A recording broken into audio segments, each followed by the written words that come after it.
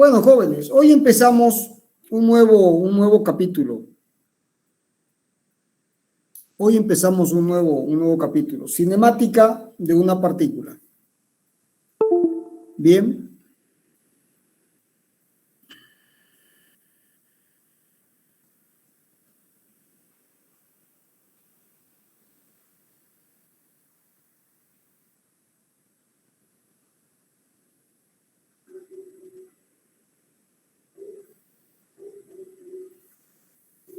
Cinemática de una partícula. Bien. Bueno, como de costumbre, jóvenes, como ustedes ya saben, siempre el movimiento se refiere con respecto a un sistema inercial de referencia. ¿Qué es un sistema inercial? Un sistema inercial es aquel que se encuentra en reposo o se mueve con velocidad constante. Ese sistema inercial se lo va a designar con el observador O y se va a identificar como X y Z cuando está en coordenadas cartesianas y con una base vectorial que orienta el espacio I, J y K. ¿De acuerdo? Y se dice que el sistema de referencia es inercial si la velocidad es constante, si B es igual a 0 o B es una constante vectorial, o sea, es una constante magnitud, dirección y sentido. Cualquiera de estas condiciones cumple. En realidad la condición es esta. B constante, donde la constante puede ser 0, es un caso particular. Ese es un sistema inercial, es decir, no está acelerado. ¿Se entendió la definición de sistema inercial? Sí, ingeniero. Bien. Ahora, si una partícula se mueve, describe una trayectoria. Y esa trayectoria va a ser una curva en el espacio. Y aquí se tendrá la partícula. Bien. Y esta será su trayectoria. Y se identifica la partícula con un vector que nace en el origen y termina en la partícula. Entonces, si la partícula, por ejemplo, se encuentra en esta posición, el vector que identifica la partícula será este. Este es el vector posición R de t en el tiempo t.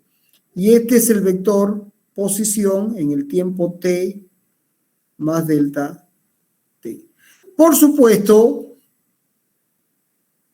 este vector será delta R. Es decir, se cumple en este triángulo vectorial, sumando vectores, se cumple que la posición en el tiempo t más delta t va a ser igual a la posición en el tiempo t más el cambio de la posición. ¿Se entiende cómo se identifica la partícula? Sí, ingeniero. Y este vector se denomina vector posición.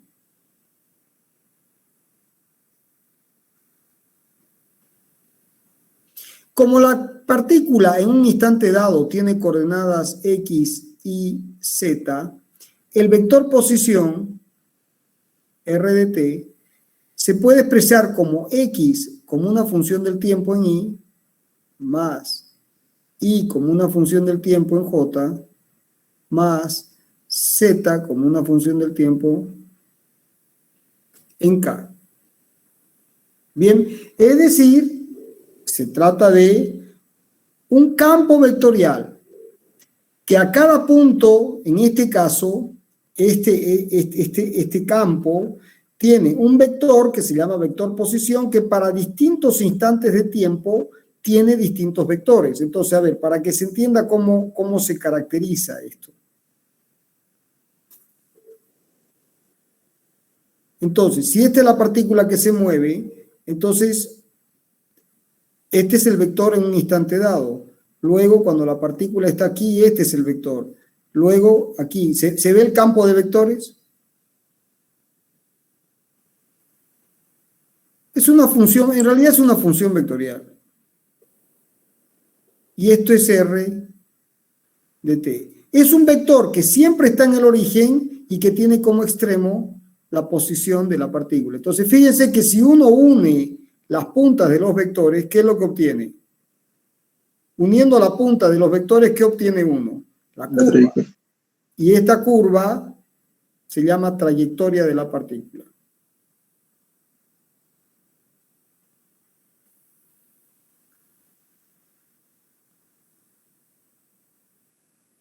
¿Se entiende? Sí, ingeniero. Ahora, una partícula, o también se llama, en muchos libros aparece con el nombre de punto material,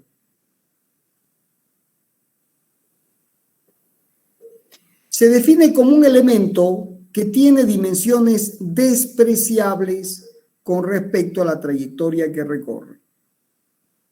Bien, por ejemplo, si aquí está el Sol y esta es la Tierra, que se está moviendo alrededor del Sol, fíjense, la trayectoria de la Tierra es tan grande, esta curva es tan grande, que la Tierra, por gigante que sea, es un punto material. Entonces, es un tema de dimensiones relativas, no de dimensiones absolutas. La Tierra en su movimiento alrededor del Sol puede ser considerado como un punto material. El Sol, que tiene una dimensión inmensa, ¿no? Es en términos absolutos, en su movimiento alrededor del centro de la galaxia puede ser considerado como un punto material. Por ejemplo, un camión, ¿de acuerdo? Que se mueve y se desplaza, o sea, esto no puede ser considerado como un punto en términos absolutos, pero ¿qué longitud puede tener aquí? Digamos que estos sean unos 2 metros más estos 3, 5, unos 7, 10 metros. ¿Y cuál es el ancho? 2 metros, 3 metros, 2 metros, 2,50. Entonces, y su altura. Este elemento, como un todo, fíjense, cuando se mueve de aquí hasta La Paz, recorre una trayectoria de ¿cuánto? De 1000 kilómetros. Y 1000 kilómetros, comparado con esto, la distancia es mucho mayor que la dimensión del cuerpo. Entonces, a los fines prácticos, el camión en su movimiento de aquí hasta La Paz puede ser considerado un punto material o una partícula. Entonces, ¿qué es una partícula? Desde el punto de vista de la cinemática de una partícula. Es decir, es un elemento que tiene dimensiones despreciables con respecto a la trayectoria que recorre. Ahora, por ejemplo, un pistón que se está moviendo en el émbolo, de ninguna manera es una partícula, porque el tamaño del pistón es casi del mismo orden de magnitud del émbolo. Entonces, esto no es una partícula, es lo que se aproxima como un cuerpo rígido. Ya veremos más adelante eso.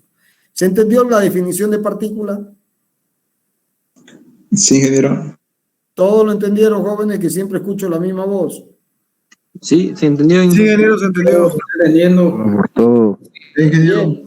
Entendiendo, claro. Bueno, entonces, si ahora uno dice, volvemos al sistema de referencia, un sistema inercial, este es el observador O, X y Z,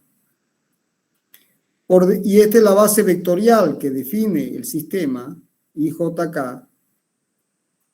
Entonces, este sistema inercial, para que sea inercial, tiene que cumplir la condición de que la velocidad es una constante vectorial.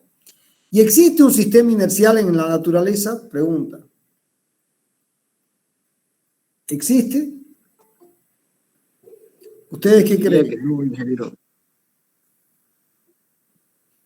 La respuesta, jóvenes, es no existe. ¿Por qué? Porque, por ejemplo, si uno quisiera adoptar la Tierra como sistema inercial, la Tierra está rotando alrededor de su eje. Y además de rotar, como ya puse el ejemplo, si este es el Sol, la Tierra se está moviendo alrededor del Sol.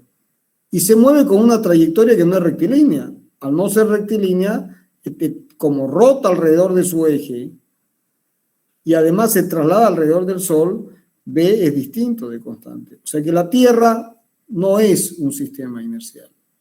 Bueno, entonces pensemos en el Sol. Y el Sol tampoco es un sistema inercial, porque aunque parezca increíble, el Sol también está rotando alrededor de su eje. Tiene una velocidad de rotación alrededor de su propio eje. Y además, si este es el centro de la galaxia, ¿no? El Sol está ubicado por aquí. Y aquí está la Tierra. Este es el sistema, este es nuestro sistema planetario. Bien. Y el Sol está rotando alrededor del centro de la galaxia. Entonces el Sol tampoco es un sistema inercial. Entonces pensemos en el centro de la galaxia. Pero resulta que la galaxia también se mueve y no se mueve con una velocidad constante. ¿De acuerdo? Es decir que en la práctica no existen sistemas inerciales. Entonces, bueno, no existen, muy bien, pero las leyes de la mecánica son solo válidas en sistemas inerciales. Entonces uno siempre refiere todo a una abstracción físico-matemática. Un sistema inercial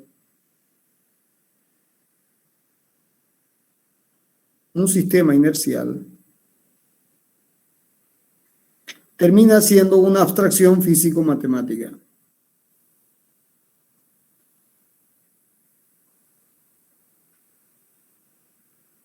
Físico-matemática.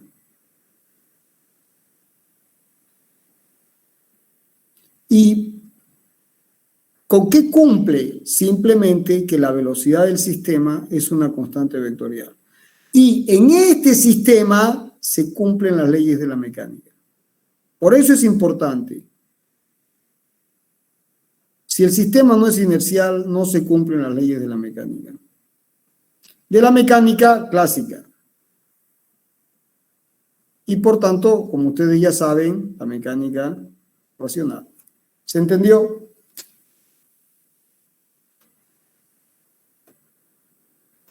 Sí, ingeniero. Bueno, jóvenes, entonces, ahora vamos a describir el movimiento. ¿Qué es la cinemática? La cinemática es una rama de la física. La cinemática es una rama de la física. La cinemática es una rama de la física que estudia el movimiento de los cuerpos. Estudio del movimiento de los cuerpos.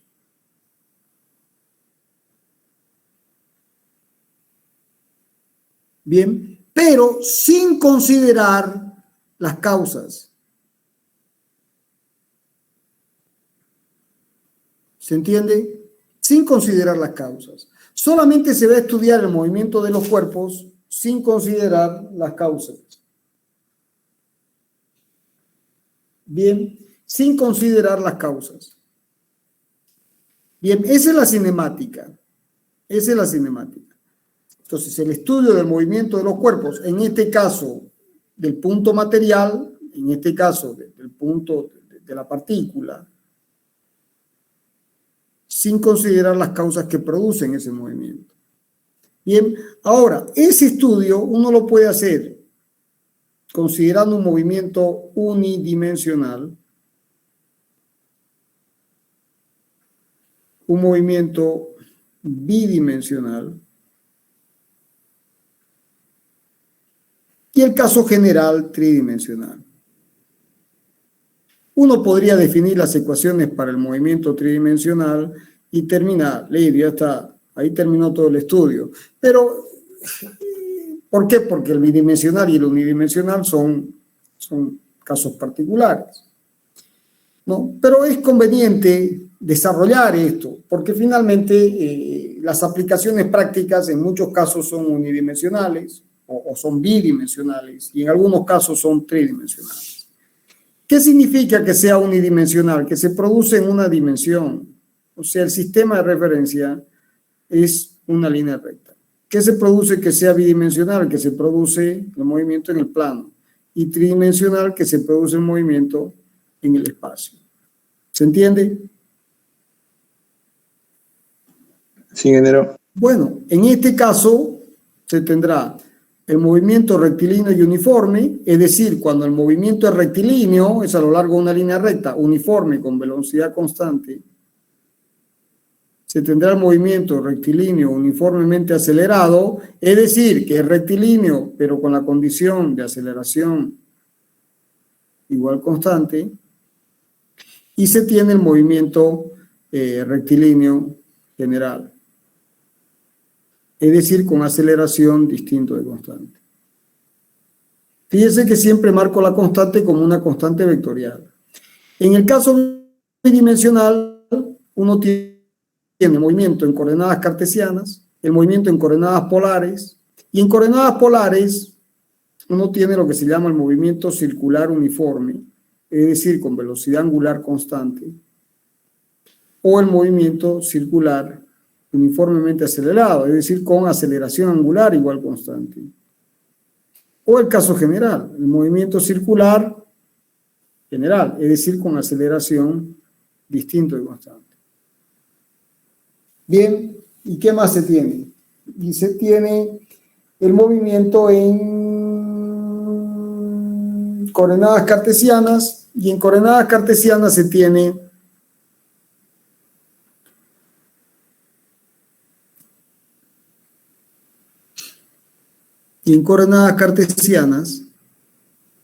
tiene el caso en que A es una constante, o se tiene el caso general, bidimensional, ¿no es cierto? Y también se tiene como tercer caso el análisis del movimiento en coordenadas intrínsecas.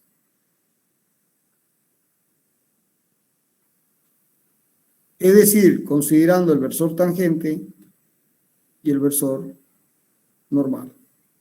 El versor tangente y el versor normal.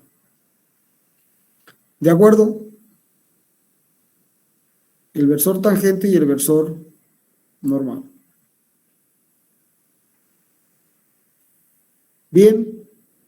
Bueno, y en el caso general se tiene el movimiento en coordenadas intrínsecas, tangente, normal, binormal, en coordenadas cartesianas, X y Z, en coordenadas cilíndricas, R, tita, Z, y en coordenadas esféricas, R, tita, phi, y en coordenadas esféricas, R, tita, phi. ¿Estamos de acuerdo? Sí, ingeniero. Bueno, ¿qué vamos a hacer durante el capítulo, jóvenes? Tienen el mapa mental en el apunte, que es esto, que aquí como es pizarra digital no me salió muy ordenado, pero bueno, ahí está. Y vamos a desarrollar ese mapa mental. Así que ese mapa mental tiene que guiarlos. Vamos a ir desarrollando cada uno de los temas. ¿Se entendió? Sí, ingeniero. Bueno, Sí, entonces ingeniero. empezamos con movimiento unidimensional.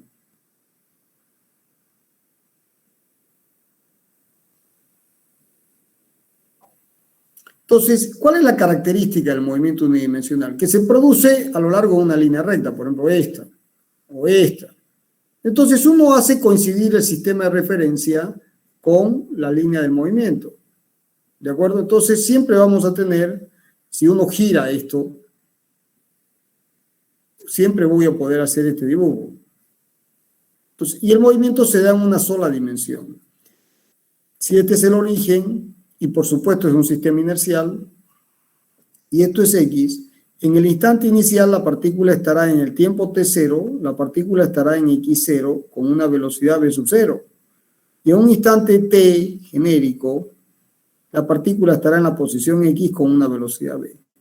Fíjense que como la dirección está definida y el sentido puede ser más o menos x, entonces la posición r de t, el vector posición que es este, esto es r de t, coincide con x de t. en y, porque solamente tiene una componente en y. Entonces, la velocidad también va a tener un módulo según x, que será x punto de t según y. ¿Qué es x punto? ¿Ya les expliqué eso todavía? No, no nos explico. Todavía no me explicó. No, todavía, ingeniero. Si ustedes tienen una función y de x y aquí tienen y igual a f de x, ¿cómo se hace la derivada de esto? ¿Cómo se escribe? Como y prima, ¿no es cierto? ¿Y eso qué es? La derivada de y respecto de x o f prima. ¿Están de acuerdo? ¿Sí o no? Sí, ingeniero. Bueno, entonces, si ahora yo derivo con respecto al tiempo, o sea, si ahora hago la derivada de y, no con respecto a cualquier variable, sino solamente con respecto al tiempo, a esta derivada con respecto al tiempo, en vez de ponerla como prima, la voy a poner como y punto. Entonces, ¿qué es y punto? Es la derivada de y con respecto al tiempo. ¿Qué es y dos puntos? Es la derivada segunda de y con respecto al tiempo dos veces. ¿Qué es y tres puntos? La derivada de y con respecto al tiempo tres veces. ¿Se entendió? O sea que el punto no es otra cosa que la derivada de la función con respecto al tiempo. ¿Se entendió la nomenclatura? Sí, se entendió. Sí, se entendió, ingeniero. Así que ese x punto no es nada otra cosa que la derivada con respecto al tiempo. Bueno, entonces, como es la derivada con respecto al tiempo, entonces la aceleración será x dos puntos según y. O sea, esto es de x a dt y esto es la derivada segunda de x respecto al tiempo dos veces, según y y según y. Bien, entonces la velocidad, jóvenes, tiene como módulo de x a dt, tiene como dirección, coincide con y tiene como sentido de b más menos x. Esto coincide con x, o sea, es la dirección de x. Y esto será más o menos, o sea, positivo o negativo. Por eso es que en el caso unidimensional uno no trabaja con vectores. ¿Por qué? Porque siempre uno ya sabe que la dirección es en el sentido del eje, perdón, la dirección coincide con el eje de referencia, o es este, y el sentido o es positivo o es negativo. ¿Se entendió? Sí, ingeniero. Y lo mismo con la aceleración. Bueno, entonces, si la velocidad, jóvenes, si la velocidad se puede expresar como de x a dt, entonces, a ver, vamos a ir siguiendo el apunte. Ya. Entonces, presten atención aquí. Diferencial de x será diferencial de t. Y si uno integra entre un x0, presten atención acá, este es el origen, y la partícula se encuentra en x0 y luego en t0, se encuentra en x0 y luego se encuentra en la posición x, en tiempo t, entonces entre x0 y x, entre t0 y t, los límites de integración dependen de la variable, de la variable que está en el diferencial, que es la variable independiente. Los límites de integración de la variable independiente. Esta integral es directa, es x entre x y x0, o sea, esto es x menos x0. Y esto será la integral de b diferencial de t entre t0 y t. O sea que la posición puede expresarse como la posición inicial más la integral de b diferencial de t entre t0 y t. ¿De acuerdo? ¿Se entendió? O sea que fíjense, la posición de la partícula es la posición inicial más el cambio, este delta X. Y este delta X se puede expresar como la integral de la velocidad en el tiempo. Bien. Ahora, X menos X0, si la partícula es esta integral. Si la partícula parte de este punto, va y vuelve, ¿cuánto vale X menos X0? Vale 0. Entonces, fíjense que aquí aparece el concepto de desplazamiento y distancia.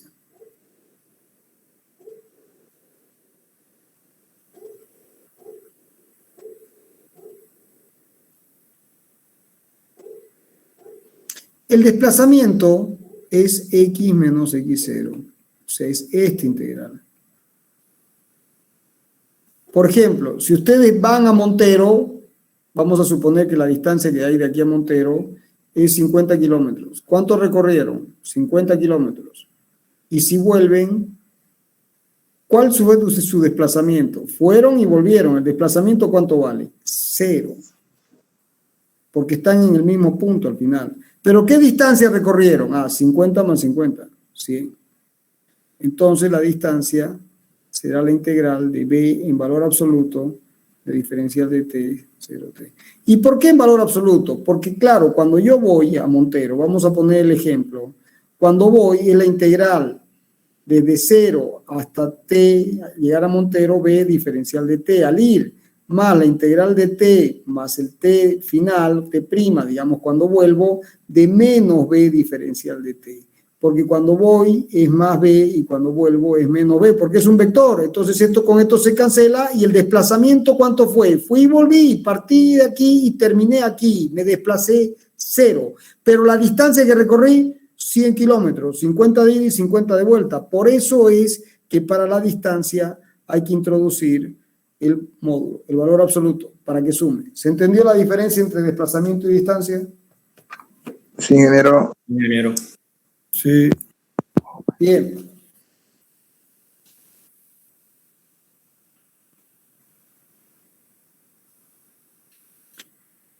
Bueno, entonces, si ahora se considera la aceleración ¿qué va a hacer? Es el cambio de la velocidad en el tiempo. Esa es la aceleración media, como ustedes estudiaron en física. Y la aceleración instantánea será el límite para delta t tendiendo a 0 de delta b sobre delta t, o sea, de b a dt. Bueno, nuevamente, ¿cuál es el módulo de la aceleración? Db a dt. ¿Cuál es la dirección de la aceleración? Bueno, coincide con el eje X. ¿Y cuál es el sentido de la aceleración? Coincide con más menos X. ¿Se entiende? Sí, ingeniero. Sí, ingeniero. Entonces, como en este caso la dirección y el sentido son conocidos, uno trabaja solo con el módulo, porque es el movimiento unidimensional.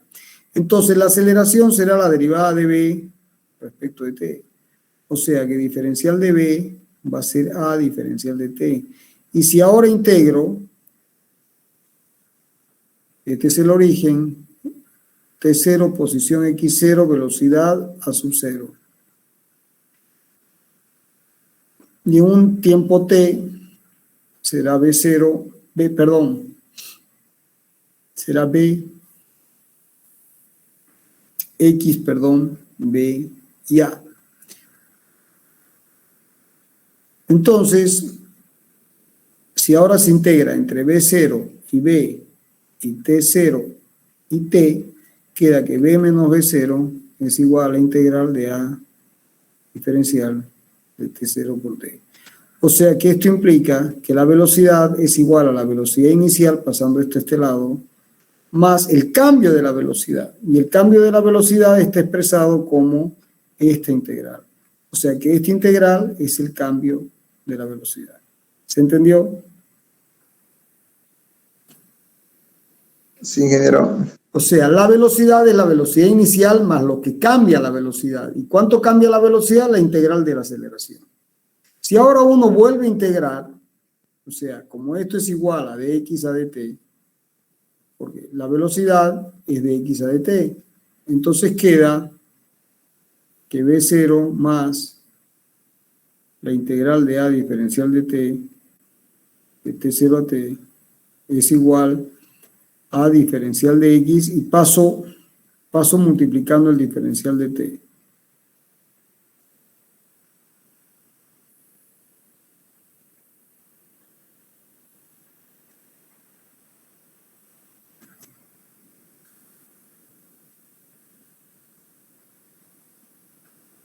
Ahí estamos.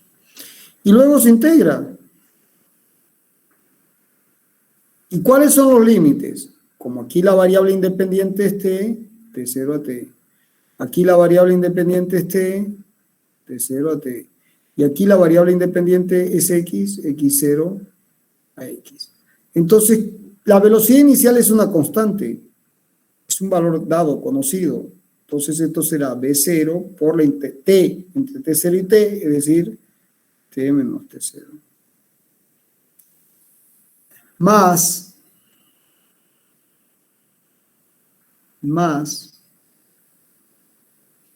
la integral entre t0 y t, de la integral entre t0 y t, de a diferencial de t. Y esto va a ser igual a ¿quién? A x menos x0, que es esta integral. O sea que, en definitiva, se puede escribir que x es igual a la posición inicial más el cambio de posición por la velocidad inicial más el cambio de posición por efecto de la aceleración. ¿Se entendió?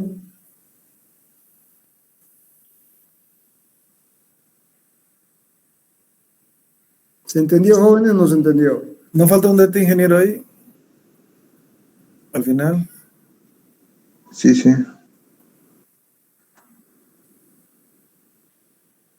Ahora se entendió. ¿Estamos? Bueno, Ingeniero, sí, ¿cuál es la pregunta?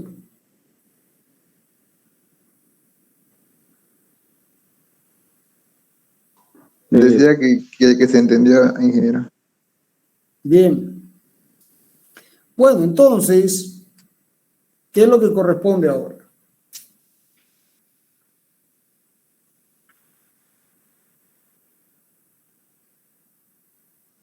Entonces ahora, si ustedes observan aquí,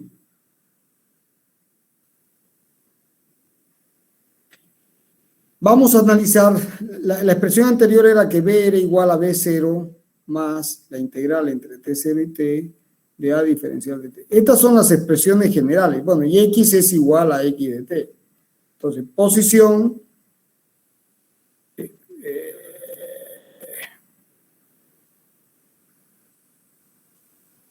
perdón, es igual a dt. Posición, velocidad y aceleración. Entonces, ¿qué significa conocer el movimiento de un cuerpo o de una partícula? Significa conocer su posición, su velocidad y su aceleración como funciones del tiempo. O sea que, si ustedes conocen los vectores r de t, b de t, Ingeniero, disculpe, una pequeña duda tengo. y a de t, un momento por favor, como funciones del La tiempo. integral de la aceleración, ¿por qué lo integra doblemente? Eso me puede explicar, tengo esa duda, por favor. ¿Por qué se integra dos veces la aceleración? ¿Por qué? Yo te hago la pregunta a vos.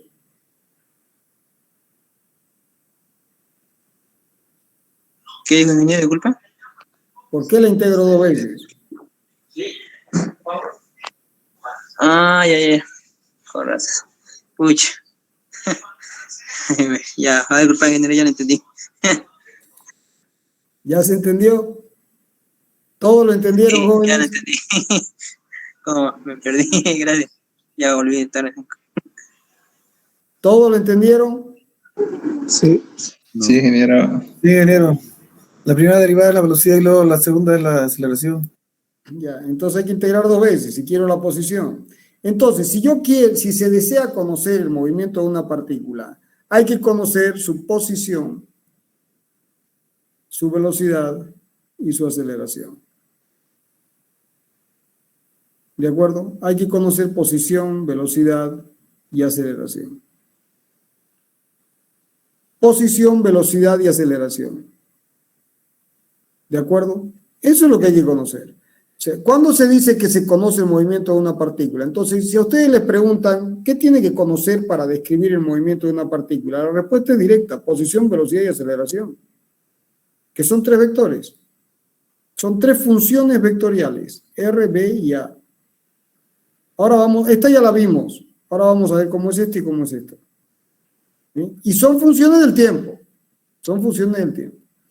Ahora, si se analiza el caso particular en que A es una constante, si A es una constante vectorial, entonces fíjense que aquí, en estas 3 ecuaciones, A es igual a una constante, es un dato. B va a ser B0 más, como es una constante, la puedo sacar, A por T menos T0. Y X de esta expresión va a ser X0 más B0 por T menos T0. Y como es una constante, integro 2 veces. ¿Y eso cuánto me va a dar? La primera vez me va a dar A por T y la segunda, acá está A por T. A por T. Y la integral de eso, 1/2 de A por T al cuadrado. Es decir, T menos T0 al cuadrado. ¿Estamos? Sí, sí, sí. Sí, ingeniero. Entonces, fíjense que conocemos posición, velocidad y aceleración. Y estas son las fórmulas que conocen ustedes de aceleración constante, es decir, movimiento rectilíneo uniformemente acelerado, lo que estudiaron en colegio y lo que estudiaron en física. Y bueno, y vamos un paso adelante. Movimiento rectilíneo y uniforme. En ese caso, ¿quién es constante? B es una constante. Entonces, si B es una constante, la aceleración es 0. Entonces, si la aceleración es 0, esto es 0 y esto es 0. Y esto es 0. ¿Y estas son las fórmulas de quién? De movimiento rectilíneo y uniforme. ¿Se entendió? Sí, Sí, ingeniero. Bueno, jóvenes.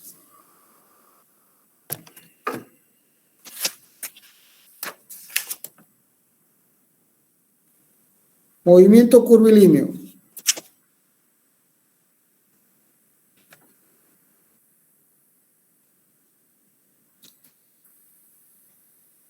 Ya, vamos a parar aquí. La clase que viene vamos a dar movimiento curvilíneo y movimiento circular y movimiento curvilíneo completo. Bien, movimiento bidimensional. Ya, es clave que estudien y avancen y me vayan acompañando. Si se dejan ganar, estamos listos. El jueves vamos a dar clases, jóvenes. Así que como es medio feriado, pero vamos a dar clases. El jueves yo voy a aparecer a las 6 de la tarde. ¿De acuerdo? Listo, ingeniero.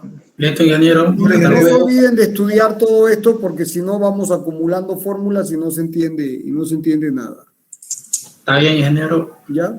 Nos vemos el jueves. Nos vemos, ingeniero. Hasta luego. Buena clase. Muy bien, ingeniero.